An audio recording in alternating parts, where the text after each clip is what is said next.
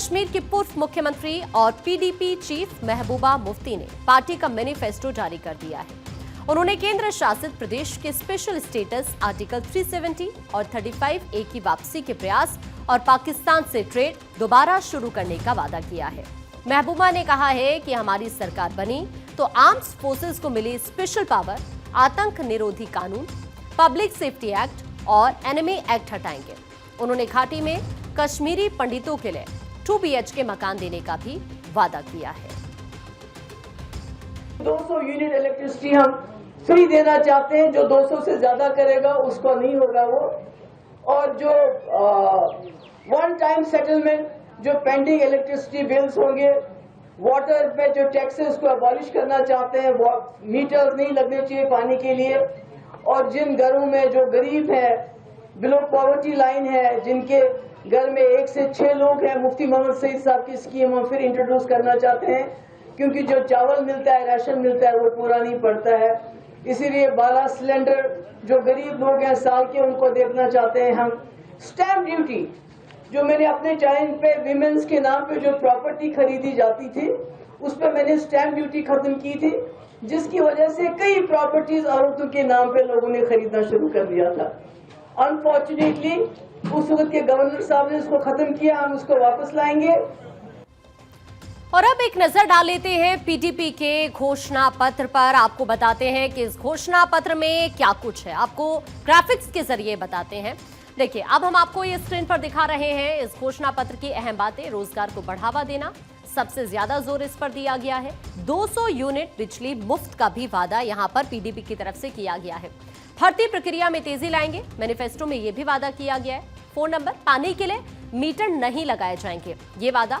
इस घोषणा पत्र में भारत और पाकिस्तान के बीच व्यापार को लेकर भी पीडीपी ने अपने घोषणा पत्र में जिक्र किया है।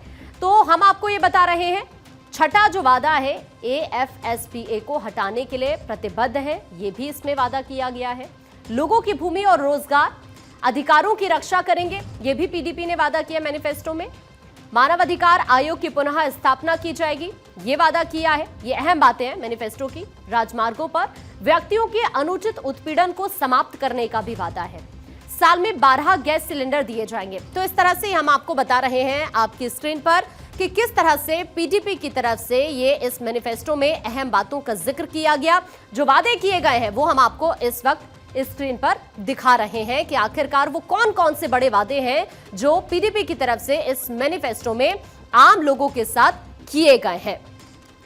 अब आपको बताते हैं कि महबूबा ने कांग्रेस और नेशनल कॉन्फ्रेंस से समर्थन के सवाल पर कहा, दोनों पार्टियों के बीच गठबंधन सीट बंटवारे पर हो रहा है, ना कि एजेंडे पर। अगर दोनों दल हमारी पार्टी का एजेंडा मानेंगे तो हम गठबंधन के लिए तैयार हैं। हमारा सिर्फ एक ही एजेंडा है, जम्मू कश्मीर की समस्या का समाधान। अलायंस तो बहुत दूर की बात है, सीट शेयरिंग तो बहुत दूर की बात है।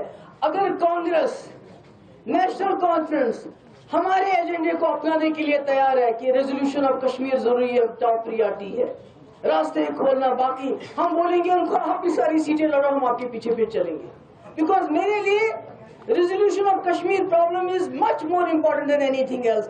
जम्मू अलायंस हमारा होना चाहिए एजेंडे के ऊपर, और हमारा एजेंडा है जम्मू कश्मीर की समस्या का समाधान। बेशक इस मुल्क के आईन के अंदर हो, मगर संविधान होना चाहिए।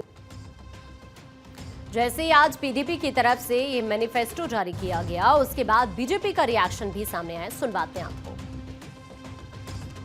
नेशनल कॉन्फ्रेंस और पीडीपी का जो मैनिफेस्टो है वो जम्मू कश्मीर के अंदर खून खराबा करने वाला मैनिफेस्टो है।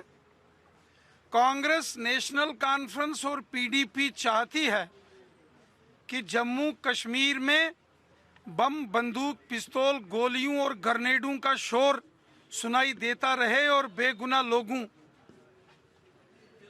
की जानें जब जाती हैं उस पर सियासत इन जमातों ने पिछले 70 साल की है। आज जब जम्मू कश्मीर अमन, शांति और खुशहाली की ओर बढ़ रहा है, जम्मू कश्मीर में आज कोई पत्थरबाजी नहीं, कोई हड़तालें नहीं, हिंदू, मुस्लिम, सिख, ईसाई सब मिलजुल कर रहते हैं, तो शायद एनसी, कांग्रेस और पीडीपी को तकलीफ हो रही है।